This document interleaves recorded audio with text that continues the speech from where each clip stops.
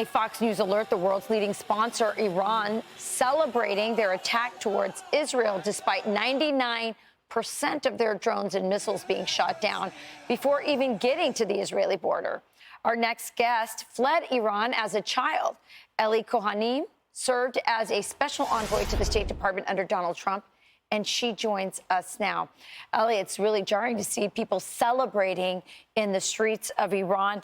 You believe that the Middle East has changed in a big way just from yesterday. Why don't you lay that out for us? Rachel, good morning. It's so wonderful to be with you. Probably to Iran's great dismay, we saw a tremendous historic change in the Middle East yesterday, and not to the Islamic Republic of Iran's benefit. What we saw was that despite the fact that Iran has tried to create this ring of fire around Israel with its proxies, Hamas, Hezbollah, the militias in Syria and Iraq, despite that ring of fire around Israel, we saw a Western-led alliance that included Arab states like Jordan and the Kingdom of Saudi Arabia participating in the interception of Iran's assault on Israel. So we are in historic times where we have both the West and Muslim Arab countries, Sunni states, standing with Israel against Iran and really isolating the Islamic Republic of Iran today. That's so interesting because yesterday we saw Donald Trump at a rally in Pennsylvania saying this would have never happened with me. But you're saying that we're also seeing the effects still of the Abraham Accords in this incursion yesterday. Exactly right, Rachel. So this is the outcome of the Abraham Accords, the proudest achievement, one of the proudest achievements of the Trump administration's foreign policy under President Trump's leadership. We saw the Abraham Accords were the first peace deals in the Middle East in 26 years at the time when President Trump brokered peace between Israel, the United Arab Emirates, Bahrain, then Morocco and Sudan.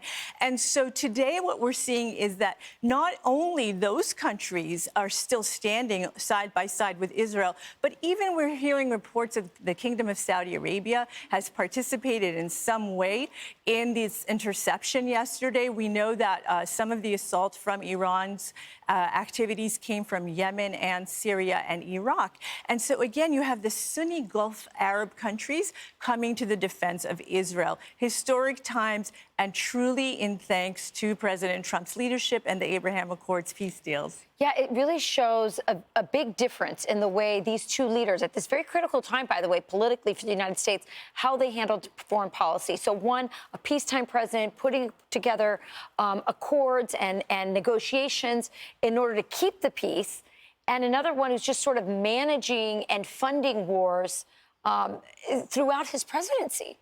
Rachel, this is unbelievable because the fact that in such a short time, as soon as Joe Biden came into office, we saw one war break out on the European continent. And here we are today on the brink of another hugely, potentially escalating regional war in the Middle East. So now under Joe Biden, we do have two wars on two continents breaking out in such a short time period.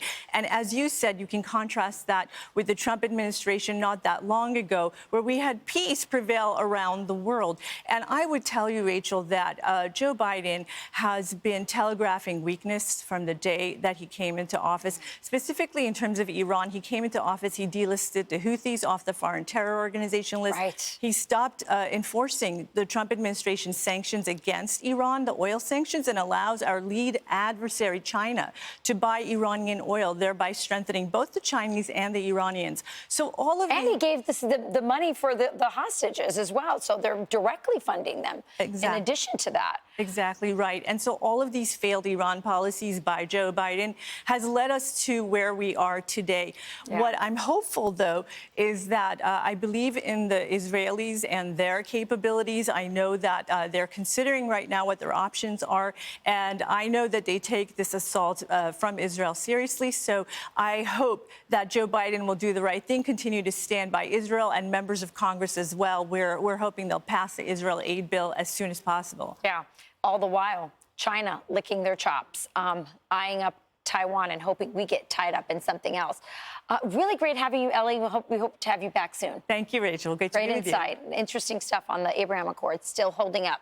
I'm Steve Ducey. I'm Brian Kilmeade. And I'm Ainsley Earhart. And click here to subscribe to the Fox News YouTube page to catch our hottest interviews and most compelling analysis.